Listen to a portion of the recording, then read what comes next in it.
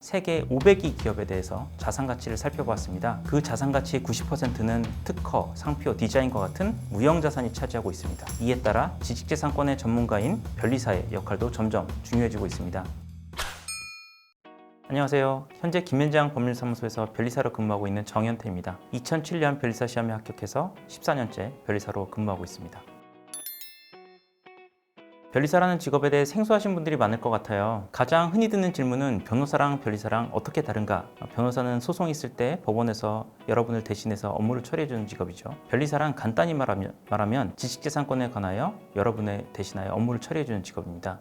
지식재산권에 관한 자문도 해주고요. 지식재산권이란 인간의 창조적인 활동을 통해 창출한 지식, 기술, 표현 등 무형적인 자산 가치를 말하는데요. 대표적으로는 특허권, 상표권, 디자인권, 저작권이 있습니다. 이러한 지식재산권이 여러분의 생활 속에서 어떻게 활용되고 있는지를 설명해 드리겠습니다. 특허권은 새로운 기술, 발명을 보호하는 권리입니다. 예를 들어 여러분이 사용하고 있는 스마트폰에는 수많은 발명이 포함되어 있고 이 발명은 특허권이라는 권리에 보호받고 있습니다. 내가 등록받은 특허 기술을 다른 사람이 무단으로 사용할 경우, 특허를 침해할 경우 특허를 침해하지 말아달라, 특허의 침해에 의해 발생한 손해를 되돌려달라 라고 소송을 제기할 수 있습니다. 스마트폰 관련해서 삼성과 애플이 몇 년 전까지 서로 치열하게 특허 전쟁을 벌였었죠. 상표권은 상품을 구별하기 위한 표장을 보호하는 권리입니다. 예를 들어 유명한 명품 브랜드 루이비통도 대표적인 상표권입니다. 누군가 허락 없이 루이비통과 동일 유사한 표시를 동일 유사한 상품에 대해 사용한다면 상표권을 침해하게 됩니다. 디자인권은 제품의 형상, 즉 디자인을 보호하는 권리입니다. 화면에 보이는 토끼기 모양의 세안밴드,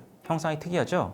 이런 제품의 디자인을 독점적으로 사용할 수 있게 해주는 것이 디자인권입니다. 변리사는 이러한 다양한 지식재산을 독점적으로 사용할 수 있는 권리를 만들어주고 또 권리화된 이후에는 이 권리를 정당하게 보호될 수 있도록 여러분들을 도와주는 그런 역할을 하는 사람입니다.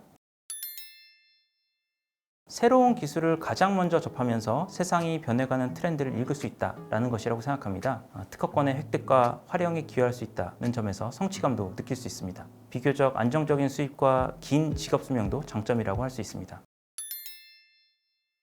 앞으로는 지식재산 기반 사회라고 불릴 만큼 지식재산권의 중요성이 날로 높아지고 있습니다. 그림에서 보시는 것처럼 최근 2020년에 세계 500위 기업에 대해서 자산 가치를 살펴보았습니다. 그 자산 가치의 90%는 특허, 상표, 디자인과 같은 무형 자산이 차지하고 있습니다. 이에 따라 지식재산권의 전문가인 변리사의 역할도 점점 중요해지고 있습니다. 지식재산과 관련된 업무가 필요한 모든 산업 분야에서 활동할 수 있어서 변리사의 직업의 전망은 밝다고 설명할 수 있습니다.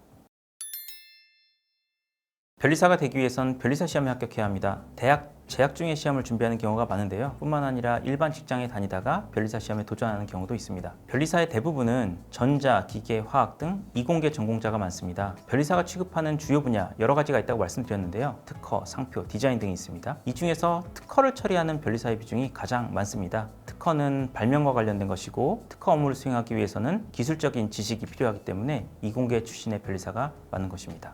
하지만 변리사는 발명을 문장으로 잘 표현해야 합니다. 그리고 법률적인 지식도 필요합니다. 즉, 좋은 변리사가 되기 위해서는 기술에 대한 관심이 많으면서 문과적인 소양도 있는 학생분이라면 좋은 변리사가 될 수 있을 것이라고 생각합니다. 또한 특허는 국가별로 등록을 받아야 합니다. 미국인이 한국에 특허를 받고 싶다면 한국특허청에 특허 출원을 해야 합니다. 미국 발명자와 한국특허청을 연결하는 역할 또한 변리사가 수행합니다. 그런 면에서 좋은 변리사가 되기 위해선 외국어 능력도 갖추면 좋을 것 같습니다. 제가 변리사가 된 계기에 대해서 좀 생각을 해보았습니다. 대학교에서 기계공학 이공계를 졸업했습니다. 대학을 졸업하고 무엇을 할지에 대해서 고민을 많이 하던 시절이 있었는데요. 그때 여러 선배들이랑도 이야기를 많이 했고요. 대학은 이공계를 졸업했지만 고등학교 때까지는 문과를 다녔습니다. 그래서 나의 적성을 어떻게 활용할 수 있을까라는 고민을 많이 했었고요. 나의 이공계 적성을 살리면서도 좀 문과적인 적성을 활용해서 글을 쓰고 다른 사람에게 표현하고 또 다른 사람 앞에서 발표하는 그런 문과적인 적성도 발휘할 수 있는 직업, 그것이 변리사라는 것을 알게 됐습니다. 그래서 변리사라는 적성에 흥미를 느꼈고 그래서 변리사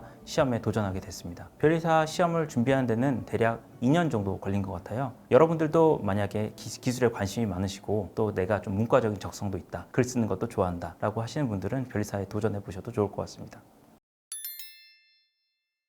급변하는 사회에서 앞으로 어떤 직종이 유망하다라고 단언하기는 어려울 것 같습니다. 인공지능이 인간의 역할을 대체해 나가면서 어떤 직종이 언제 사라질지 모를 것 같습니다. 그러나 다만 확실한 것은 성실한 태도와 창의성을 가진 사람이라면 어떤 분야로 나가든 성공할 수 있다고 생각합니다. 창의성을 개발하고 성실한 태도를 가지고 자신만의 꿈을 향해 나아가시길 바랍니다.